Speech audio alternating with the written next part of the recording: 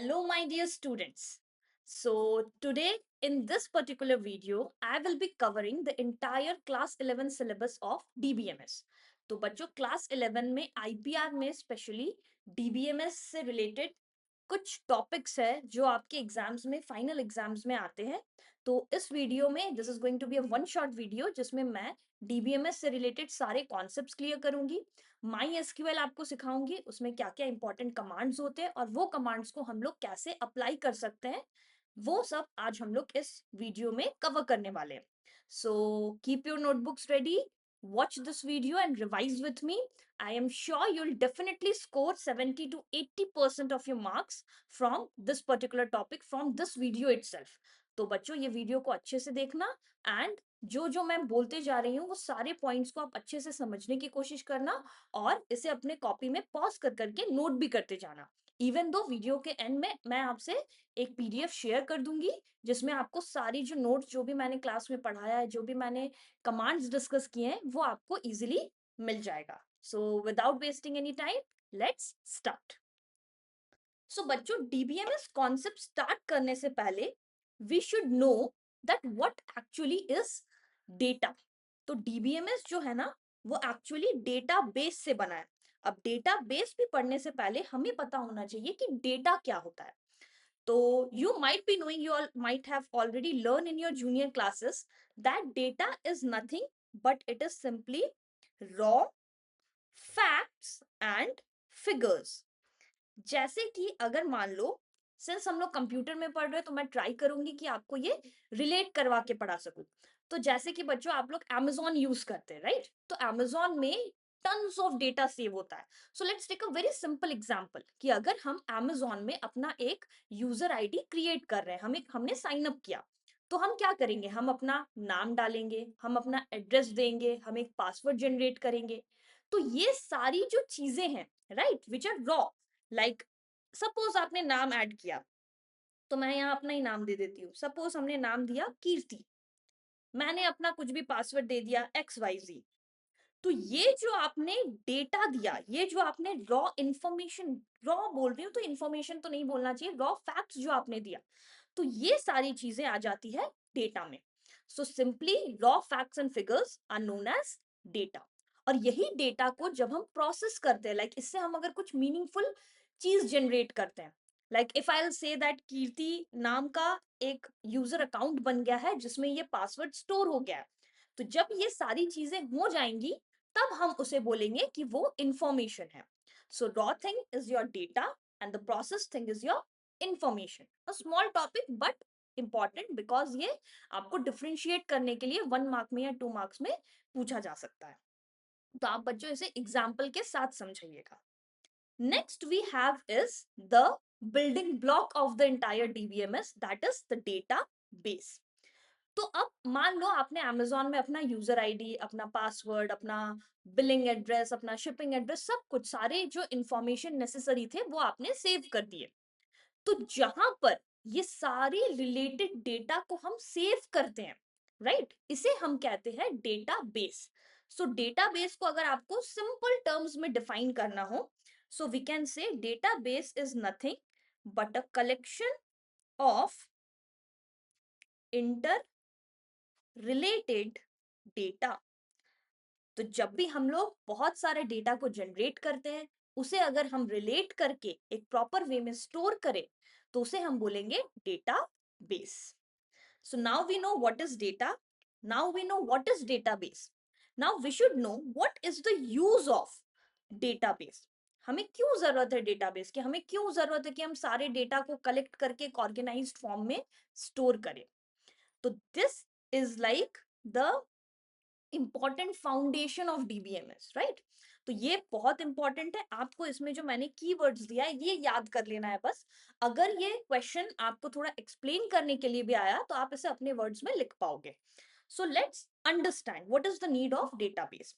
So first, database is used to store large amount of data. हम बहुत सारी amount of data को database में स्टोर कर सकते हैं। It is used to reduce duplication, इसे हम डेटा रिडंडेंसी भी बोलते हैं। आपने शायद सुना होगा या अगर नहीं सुना है तो redundancy and duplication of data is same thing. Database में ये इंश्योर होता है कि एक डेटा एक ही बार सेव हो, वो डुप्लीकेट ना हो। डुप्लीकेट अगर होगी तो वहां पे कंफ्यूजन क्रिएट होगा, वहां पे ज्यादा मेमोरी वेस्ट होगी। तो वो चीज को अवॉइड करने के लिए वी यूज डेटाबेस। डेटाबेस में हमेशा एक्यूरेसी होती है, क्योंकि डुप्लीकेसी नहीं होती तो कोई कंफ्यूजन नहीं होता। Then it allows the data to be shared.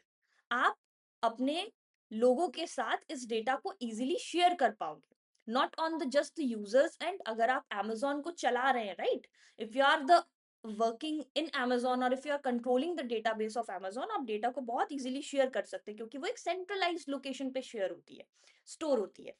And to provide security, अगर आप डेटा को ऑर्गेनाइज्ड वे में स्टोर करते हैं तो आपके पास ये ऑप्शन रहेगा कि आप डेटा को सिक्योर कर पाए। डेटा को सिक्योर करने का बहुत सारा मेथड्स होता है, तो सिंस ये एक वन शॉट वीडियो है तो मैं उतना इन डेप्थ नहीं जाऊंगी, but just try to remember the key points, जिससे आप इजीली अपने आंसर को फ्रेम कर सको। नेक्स्ट अब हम आते हैं डीबीए एमएस पे। So DBMS is what? DB, you know, this is simply data base. Now M here stands for management and this S stands for system. So database management system. तो जैसे आपने बहुत सारा एप्स देखा है, आपने बहुत सारा सॉफ्टवेयर देखा है, so DBMS is kind of a software which allows you to store data, to manipulate with the data, to add some data, to insert, to delete, to alter. तो ये सारी चीजों को करने के लिए हमें जो सॉफ्टवेयर लगता है, हमें जो सिस्टम लगता है, दैट इज डीबीएमएस। तो यहाँ पे मैं आपको एक छोटा सा टास्क दे रही हूँ कि आपको सॉफ्टवेयर्स का नाम यहाँ पे नोट करना है ना, जो कि डीबीएमएस के अंदर आता है। So this is a small task, आप गूगल करोगे तो भी आपको मिल जाएगा, आपको बुक में भी मिल जाएगा, तो आप ये ढूंढ के जरूर यहाँ पे नोट कर लेना। नेक्स्ट आते हैं हम लोग आरडीबीएमएस में। तो जो आपका पूरा सिलेबस है वो एक्चुअली आरडीबीएमएस पे बेस्ड है। तो डीबीएमएस बच्चों आपको समझ में आया, डेटाबेस मैनेजमेंट सिस्टम, जिससे हम डेटाबेस को मैनेज कर पाएंगे। Now this R is what? This R is simply relational. अब ये रिलेशनल होता क्या है? तो अभी तक हम ये डिस्कस कर रहे हैं कि हम डेटा को स्टोर करते हैं, बट स्टोर करते कैसे हैं? आपको याद होगा पुराने जमाने में क्या होता था, लोगों के पास मोटी मोटी फाइलें होती थी, right? People use to store all their amount of huge amount in file and they use to do it manually. तो वो फाइल सिस्टम का ना बहुत सारा ड्रॉबैक था। क्या ड्रॉबैक था? जैसे अगर मान लो कि कुछ डेटा है जो बहुत पुरानी हो गई है, right, like right now we are in 2026। अगर मुझे कोई डेटा चाहिए जो कि 1996 की है, तो सोचो मुझे कितनी सारी फाइल्स रेफर करनी पड़ेगी, मुझे एक्चुअली में ढूंढना पड़ेगा। तो वो चीज डीबीएमएस क्या करता है, बहुत इजीली कर देता है। We just type and we get the details. और भी बहुत सारी फायदे हैं। जो जो एडवांटेजेस आपने डेटाबेस के लिए पढ़ा है वो सारी आप बोल सकते हो आर द एडवांटेजेस, और these are the things that helped us to overcome the limitation of the flat file system, okay, the file system. तो अब RDBMS में हम क्या करते हैं? It is also database management system, but the one most important thing about इस कि यहाँ पर जो हम डेटा को स्टोर करते हैं, it is in the form of relations, and relations, by relations we say this is in the form of table. Table and relation here are the same thing, okay. तो जब भी हम relations के form में data को store कर रहे हैं एंड उसे मैनेज कर रहे हैं, then we say that this is an example of RDBMS. So I hope this topic of RDBMS is clear.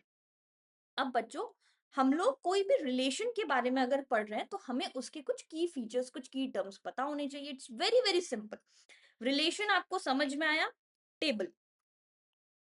अब यहां आ गया टपल। टपल आपने ऑलरेडी पाइथन में पढ़ रखा होगा, right? It's like a data structure. So tuple यहां पर हम लोग इसको एड्रेस कर रहे हैं एज रोज। एट्रीब्यूट, एट्रीब्यूट को हम एड्रेस कर रहे हैं एज कॉलम्स। अब आते हैं हम लोग डोमेन पे। तो डोमेन बच्चों, मैं आपको एक टास्क दे रही हूँ।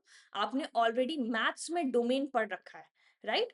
तो आप इसे थोड़ा सा रिलेट करेंगे and this is your task to note what is the meaning of domain.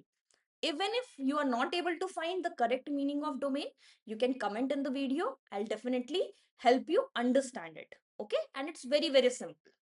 तो यहां से आपको ये सारी चीजें याद रखनी है, ये डेफिनेशंस के फॉर्मेट में आती है कि रिलेशन क्या होता है, टपल क्या होता है, डोमेन क्या होता है, एट्रीब्यूट क्या होता है। और यहाँ पे दो चीजें और आपको पूछी जा सकती है, that is degree and another one is cardinality. अब बच्चों डिग्री क्या होता है? Degree is simply the number of columns that you have, and cardinality is simply the number of rose that you have. तो ये दो चीजें भी आप याद रखना। डिग्री क्या होती है, कार्डिनलिटी क्या होती है। आपको सिंपल एक टेबल दे दिया जाएगा या बोल दिया जाएगा कि table has these number of rows and these number of columns, tell what is the cardinality of the table. So simply look कितना रोज है and you just mention. Okay, so now let's move on to the most important topic and the most asked topic from DBMS का theory part, that is keys। अब यहाँ पे बच्चों की का मतलब चाबी होता है, राइट? सो आप बोल सकते हो डीबीएमएस में जो टेबल है उसमें जो डेटा स्टोर्ड है उसको एक्सेस करने के लिए जो चाबी चाहिए, that is actually the key. तो अब हम लोग इसको समझते हैं एक सिंपल से एग्जाम्पल के थ्रू। तो बच्चों यहाँ पे मैंने दो टेबल्स का एग्जाम्पल लिया है। Okay, so I will quickly explain you कि इन टेबल्स में क्या है। यहाँ पे ये टेबल 1 है, ये टेबल 2 है। यहाँ पे कुछ एम्प्लॉयज की आईडी भी है, नेम भी है, लाइसेंस है, पासपोर्ट है, और उनका एक और चीज है that is DID. DID stands for department की आईडी। सेकेंड टेबल में उनके डिपार्टमेंट की आईडी है और उनका डेजिग्नेशन। अब आप ध्यान से दोनों टेबल्स को ऑब्जर्व करना मेरे साथ। इस टेबल में अगर आप देखो तो हर एम्प्लॉय को आइडेंटिफाई करने के लिए हमारे पास क्या यूनिक चीज है। जैसे आप स्कूल में पढ़ते हो आपको रोल नंबर मिलता है, तो वैसे ही हर एम्प्लॉय के पास यहाँ पर क्या है, एक एम्प्लॉय आईडी है।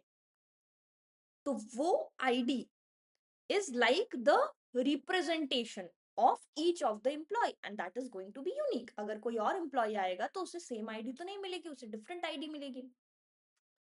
So listen carefully, the column or the attribute which can uniquely identify all the rows or all the tuples in a particular table is known as the primary key। तो यहाँ पे primary की कौन सा हो गया, employ ID. But इस table में आप ध्यान से देखो तो और भी कुछ है जो आपको यूनिकली आइडेंटिफाई कराने में हेल्प कर सकता है, that is this employee license. Right, सबके लाइसेंस भी अलग होगी। तो if we have more than one attributes जो कि आपके इस टेबल का प्राइमरी की बन सकता है, राइट? जैसे इलेक्शन में होते हैं ना, बहुत सारे लोग होते हैं जो इलेक्शन लड़ते हैं। तो आप ऐसा समझो कीज का एक इलेक्शन हो रहा था जिसमें सारे कीज ने पार्टिसिपेट किया। तो जो जो कीज ने पार्टिसिपेट किया दे आर द कैंडिडेट की, एंड जो विनर बन गया that is the primary key, and जो विनर नहीं बना वो बन गए हमारे ऑल्टरनेट कीज। सो यहाँ पे ये हो गए ऑल्टरनेट कीज, ये हो गए primary key, and the remaining one were the candidate keys. समझ में? I hope it is clear. अगर एग्जाम में आएगा तो आपको डेफिनेशन लिखना होगा एंड आप कोशिश करना एक छोटा सा टेबल बना के आप उसे अच्छे से एक्सप्लेन कर सको विद एन एग्जाम्पल। अब आते एक और इंपॉर्टेंट चीज पे, दैट इज फॉरेन की। अब आप ध्यान से देखो, ये जो डी आई डी है, this has come from a foreign table, like from a different table, right? ये DID तो डिपार्टमेंट आईडी था या जो भी डेजिग्नेशन आईडी था, ये आपके दूसरे टेबल से आया है। बट ये आपके इस टेबल और इस टेबल को, मतलब टेबल 1 एंड टेबल 2 को लिंक करने का काम कर रहा है। आप बोल सकते हो सिंपली ये दोनों टेबल में कॉमन है। तो जो एट्रीब्यूट दोनों टेबल में कॉमन होता है और किसी एक टेबल का प्राइमरी की होता है, राइट? ये प्राइमरी की है इस टेबल का, उसे हम बोलते हैं फॉरेन की। So these four types of keys are very very important for your exam. You must know the definition of each of these keys and you must have a clear clarity कि कौन से की को बनने के लिए, like what is the criteria for which type of की, right? You should have a clear and a thorough clarity about that. So I hope कि आपको ये क्लियर हुआ है कि कौन सा की किस काम में आता है, राइट? और किसको हम लोग कौन सा की बुलाते हैं. Now before we move to the SQL, we have to have a quick revision of whatever we have covered till now. Okay? So अभी तक हमने ये समझा डेटा क्या होता है. तो ये सारी चीजें बच्चों आपकी थ्योरी के लिए इंपॉर्टेंट है, इसीलिए मैं इतना एम्फसाइज कर रही हूँ. तो डेटा क्या होता है? डेटा एंड इंफॉर्मेशन के बीच के डिफरेंस आपको पता होनी चाहिए. डेटाबेस आपको डेफिनेशन के हिसाब से पूछ सकता है, आप एक एग्जांपल दे देना, आप सेम अमेजोन वाला एग्जांपल दे सकते हो. why और what is the need of database, this is very important. आप ये keywords याद रखना और आप इसे अच्छे से explain कर देना एग्जाम में. what is DBMS, what is RDBMS, and the softwares for both DBMS and RDBMS, you have to learn the names, at least two names.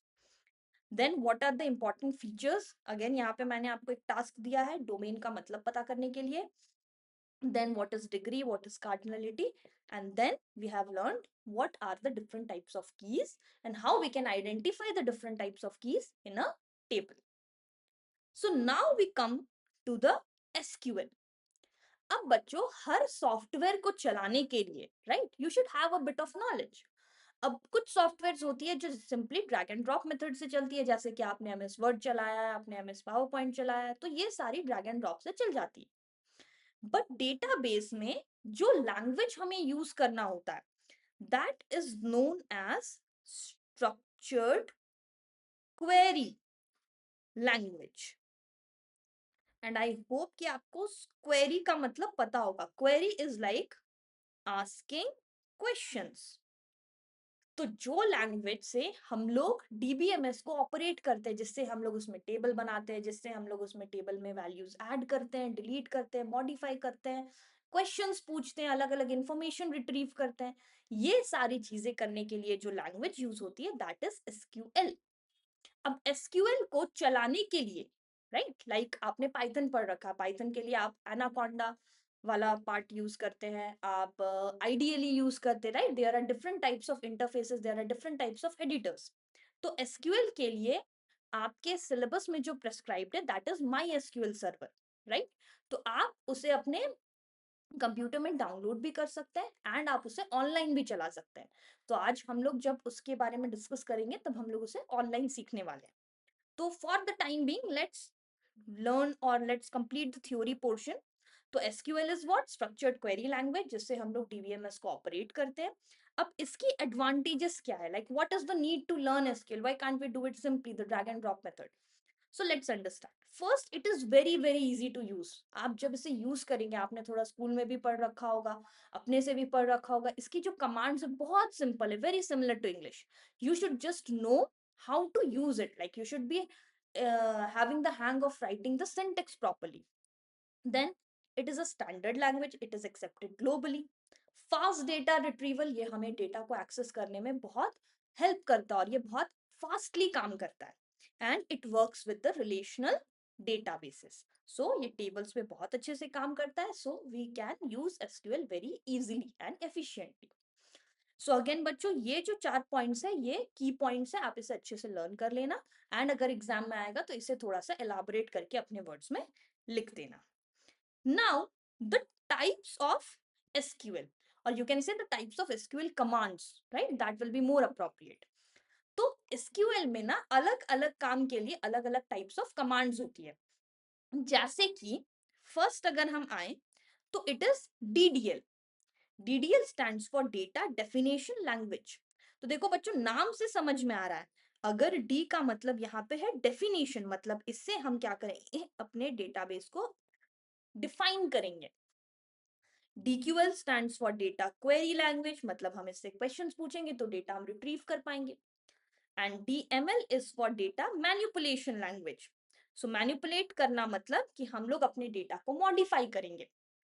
तो ये तीनों टाइप्स के कमांड्स मैं आज आपको सिखाऊंगी और इसे कैसे यूज करते हैं प्रैक्टिकल में वो भी मैं आपको बताऊंगी, क्योंकि आपको मोस्ट प्रोबेबली आपके फाइनल एग्जाम में एक क्वेश्चन जरूर पूछेगा जिसमें आपको एक टेबल गिवन होगा और आपको उसमें से कुछ क्वेश्चंस होंगे जिसके लिए आपको कमांड्स लिखना है, या अदर वे भी पूछ सकता है कि आपको कमांड्स लिखे हुए होंगे, आपको टेबल दिया होगा, आपको आउटपुट लिखना है।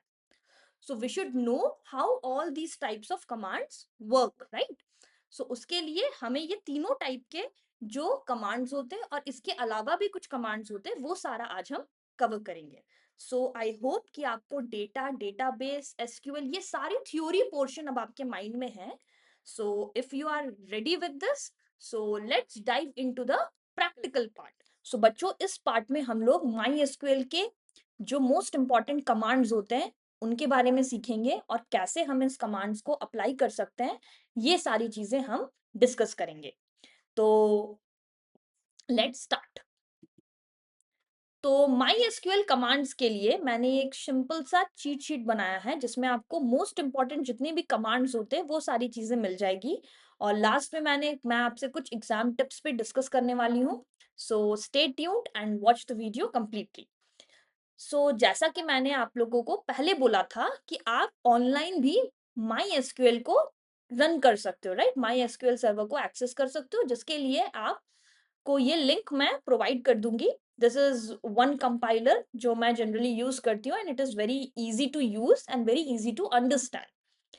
तो जैसे ही बच्चों आप माई एसक्यूएल के इस ऑनलाइन प्लेटफॉर्म को ओपन करेंगे तो आपको बाय डिफॉल्ट एक कोड लिखा हुआ मिलेगा।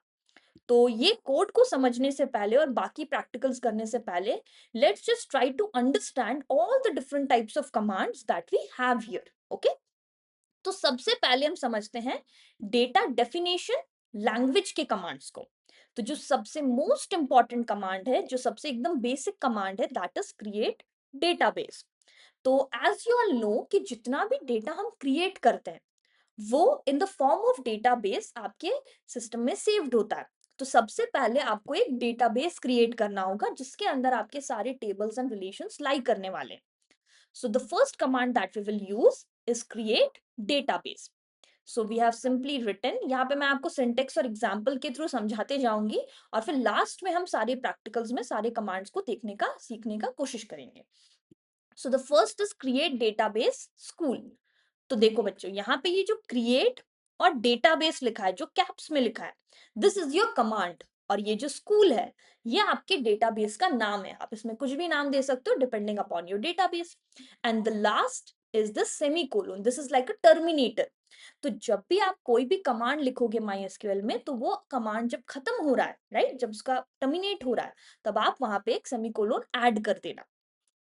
Then we have this create table. तो क्रिएट टेबल के लिए हम आ जाते हैं यहाँ पर इस अपने माई एसक्यूएल के कंपाइलर पे। तो यहाँ पे जैसे आपको दिखा है create table employee EMP ID integer primary key. तो इसे समझते हैं। सबसे पहले ये क्रिएट और टेबल जो है, this is the command. Then we have the name of the table, that is employee. Then we have the name of the different columns, the name of the different attributes. अब ये जो बच्चों आपको दिख रहा है इंटीजर, टेक्स्ट, ये सारी चीजें हैं उस एट्रीब्यूट्स की डेटा टाइप। तो जितने भी डेटा टाइप्स होती है, जनरली हम इंटीजर, टेक्स्ट, फ्लोट, इससे ज्यादा कुछ यूज नहीं करते हैं। और यहाँ पर बच्चों जो हमने कीज पढ़ा था, राइट, तो ईएमपी आईडी ही यहाँ पे प्राइमरी की बनेगा, तो वो मैंने स्पेसिफाई कर दिया है। एंड यहाँ पे ये नॉट नल, मतलब कि आप इसे नल नहीं छोड़ सकते, आपको कुछ ना कुछ वैल्यू यहाँ पे देना है। देन वैल्यूज को इंसर्ट करने के लिए we simply use insert into. So insert into, then we write the name of the table, then we write values. तो जो भी अगेन हाईलाइट किया हुआ है, that is the command, right. And फिर यहाँ पे तीन लोगों के, तीन एम्प्लॉयज की डिटेल्स एडेड है in the order in which you created the attributes. Like आपने सबसे पहले ईएमपी आईडी क्रिएट किया था, देन आपने नेम क्रिएट किया था, एंड देन आपने डिपार्टमेंट क्रिएट किया था। तो उसी ऑर्डर में आप सारे आईडी, नेम और डिपार्टमेंट को ये कर दोगे, शो कर दोगे, स्टोर कर दोगे एक्चुअली। और शो करने के लिए हम लोग क्या करेंगे, हम ये कमांड नहीं लेंगे, हम सीधा आपको समझाते हैं कि अगर हमें सारी डिटेल शो करनी है, लाइक आपने जो भी टेबल में बनाया है, तो उसके लिए हम लिख देंगे सिलेक्ट एस्ट्रिक फ्रॉम एम्प्लॉय। ये भी आपका एक बहुत इंपॉर्टेंट कमांड है जिससे आप वैल्यूज को सिलेक्ट कर सकते हैं। ये डेटा क्वेरी लैंग्वेज के अंदर आता है। So select asterisk from the name of the table. So बच्चों, इसको अगर हम रन करें तो आपको थोड़ा सा आइडिया मिलेगा कि ये कैसे वर्क कर रहा है। तो यहाँ पे आप देख सकते हो एक टेबल आ गया है, एक रिलेशन क्रिएट किया है हमने, जिसमें आपके पास 3 टपल्स है, जिससे आपको 3 लोगों के रिकॉर्ड्स दिख रहे हैं, 3 एट्रीब्यूट्स है, EMP ID, name and department. So I hope this is clear for you कि कैसे हम लोग टेबल्स को क्रिएट करते हैं, कैसे उसमें वैल्यू को इंसर्ट करते हैं और कैसे वो वैल्यू को शो कर सकते हैं, लाइक द इंटायर टेबल हम कैसे शो कर सकते हैं। So now let's try to learn all the other commands. तो जैसे बच्चों हमारे पास टेबल को डिलीट करने के लिए, पूरा परमानेंटली डिलीट करने के लिए we have this drop command, we have an alter command which comes with some sub commands you can से। जैसे कि अगर मान लो आपको कोई कॉलम ऐड करना है तो आप लिख सकते हो alter table student add phone varchar 10। मतलब कि आपको अगर कोई कॉलम ऐड करना है तो सबसे पहले आप लिख दो ऑल्टर, देन टेबल का नाम। मैं यहाँ पे आपके लिए ये लिखते जाती हूँ ताकि आपको थोड़ा सा अंडरस्टैंडिंग मिलता रहे। ऑल्टर टेबल, यहाँ हमारे टेबल का नाम है एम्प्लॉय, सो ऑल्टर टेबल एम्प्लॉय। आपको सिंटेक्स देख देख के ये चीज प्रैक्टिस करना पड़ेगा। Next is add, so add, अब एम्प्लॉय में भी मैं चलो फोन ही ऐड कर देती हूँ, तो ऐड फोन। उसके बाद आपको डेटा टाइप देना है, तो यहाँ पे मैं दे देती हूँ सिंपली इंटीजर। सो ये हो गया कमांड खत्म। सो ये चीज मैंने कर दिया रन। तो यहाँ पे आप देख सकते हो सिंस मैंने फोन में कोई भी वैल्यू एंटर नहीं किया तो इसीलिए ये नल दिखा रहा है। तो इससे आपको एक आइडिया मिला होगा कि एक बार आपने टेबल क्रिएट कर दिया तो ऐसा नहीं है कि वो परमानेंट हो गया, आप उसमें कुछ भी चेंजेस कर सकते हैं, आप उसमें ऑल्टर कर सकते हैं। So you can either add a column, you can either modify a column, right, आप रीनेम कर सकते हो, आप ड्रॉप भी कर सकते हो, मतलब आप एक कॉलम को डिलीट भी कर सकते हो। तो ये तीनों कमांड्स आई वुड सजेस्ट कि आप जब प्रैक्टिकल करो तो डेफिनेटली प्रैक्टिस कर लो, क्योंकि ये आपसे एग्जाम में पूछने के चांसेस है, ऑल्टर करना, राइट। सिलेक्ट तो आप समझ गए हैं। Next comes this where, this is very very important. जब आप कोई भी वैल्यू को फेच कर रहे हैं तो हर बार आपको पूरा टेबल तो देखना नहीं है, तो आप क्या कर सकते हैं, आप वेयर क्लॉज का यूज कर सकते हैं। तो वेयर क्लॉज में देखो, आपको सिंपली वेयर लिख के जो भी कंडीशन है वो लिखना होता है। तो जैसे कि मैं यहाँ पे लिख देती हूँ where let's say name equals to Clark. तो ये चीज अगर हम रन करें तो you can see you are not getting to see the entire table, आपको वही वाला रो दिखा रहा है, वही वाला टपल दिखा रहा है जहां पे नेम है क्लार्क। तो इस तरह से आप कोई भी कंडीशंस लगा सकते हैं। कंडीशंस के लिए आप रिलेशनल ऑपरेटर्स यूज कर सकते हैं। आपके पास बिटवीन कमांड भी है जिसमें आपको एक रेंज मिल जाता है जिसमें के बीच की वैल्यूज आपको शो होंगी। इवन हम लोग इन यूज करके एक लिस्ट दे सकते हैं, एक टपल दे सकते हैं, और जिसमें से अगर वैल्यूज है तो वो आपको शो करेगा। Then comes this like. अच्छा, तो ये बच्चों जो लाइक वाला पार्ट है ना, this is actually known as pattern matching.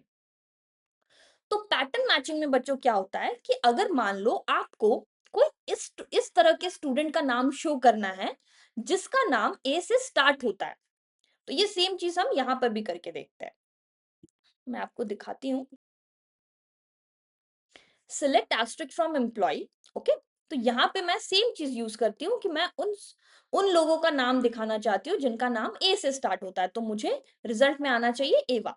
तो यहाँ पे इसके लिए सिंटेक्स है वेयर के बाद आप सबसे पहले कॉलम का नाम लिखो। तो यहाँ पे हमारे कॉलम का नाम था एन, ये केस सेंसिटिव है तो आप ध्यान से लिखना। उसके बाद हम यूज करते हैं like operator.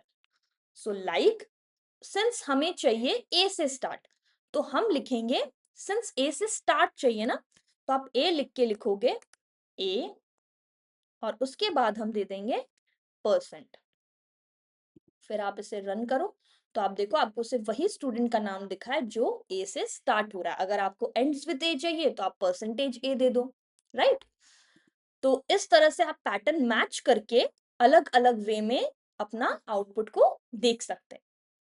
Then we also have these logical operators and or even we have not. We can check whether the entire attribute is empty or not. उसके लिए हमारे पास is null और is not null है। जैसे आप देख पा रहे हो यहाँ पे फोन में सारे वैल्यूज null है, तो वो चीज भी हम चेक कर सकते हैं कि आपके कॉलम में कोई वैल्यू एग्जिस्ट कर रहा है कि वो खाली है। Then let's come to data manipulation language. तो डेटा मैनिपुलेशन की एक कमांड तो आप पहले सीख चुके हो, दैट इज इंसर्ट इनटू। तो जब भी आप बच्चों टेबल बना रहे हैं तो आपको वैल्यूज तो इंसर्ट करना होगा। तो insert into is used for inserting the values in the table. Update, if we want to change any value, this is very important. तो उसके लिए हम क्या कर सकते हैं, we can use the update command which comes with the set command. And अगर आपको चाहिए तो आप वहां पे कंडीशन लगा सकते हैं, लाइक आप सबको तो अपडेट नहीं करने वाले हो, एक पर्टिकुलर वैल्यू को अपडेट करोगे तो उसके लिए कुछ कंडीशन आपको देना पड़ेगा। Then we have the delete part. So delete में क्या होगा, एक पर्टिकुलर वैल्यू आपकी डिलीट हो जाएगी based on the given condition.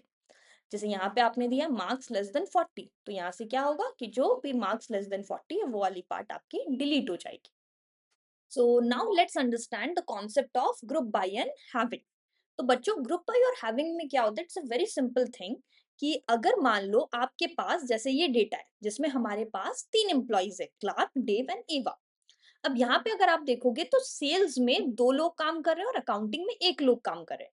तो हो सकता है कि आपके पास ऐसे बहुत सारे अलग-अलग डिपार्टमेंट्स हो जिसका आपको काउंट करना है डिपार्टमेंट वाइज। तो उसके लिए हम यूज करते हैं ग्रुप बाय क्लॉज। और अगर उसमें आपको कोई कंडीशन लगाना होता है तब हम यूज करते हैं हैविंग क्लॉज। तो मैं आपको ये सिंपल सा एग्जांपल के थ्रू दिखाती हूँ।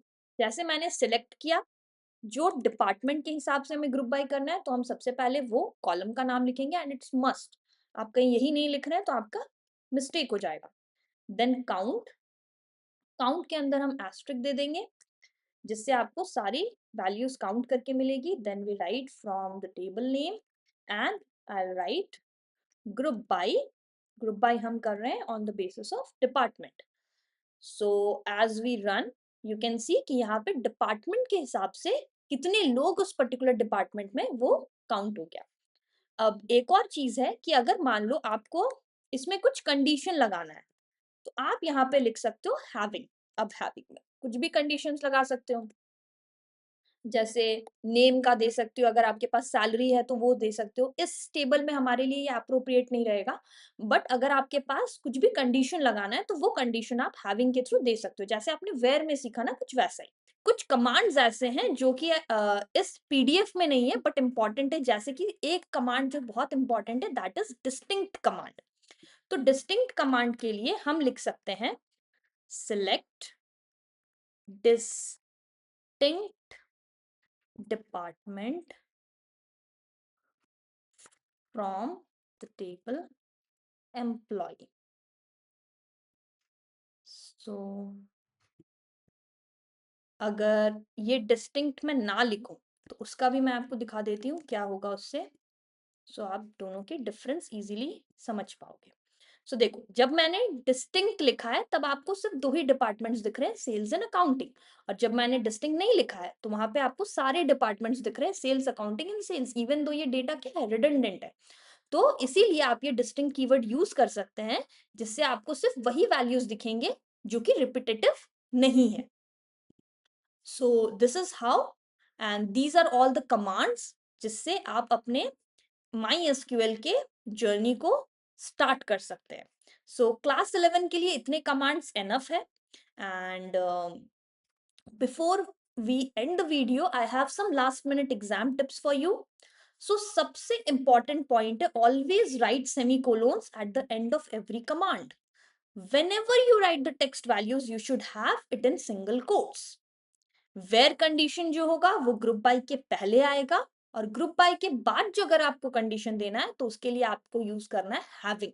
इसमें बच्चे बहुत मिस्टेक कर देते हैं, इधर उधर ऑर्डर करने से आपके मार्क्स कट हो सकते हैं क्योंकि आपका कमांड गलत हो जाएगा।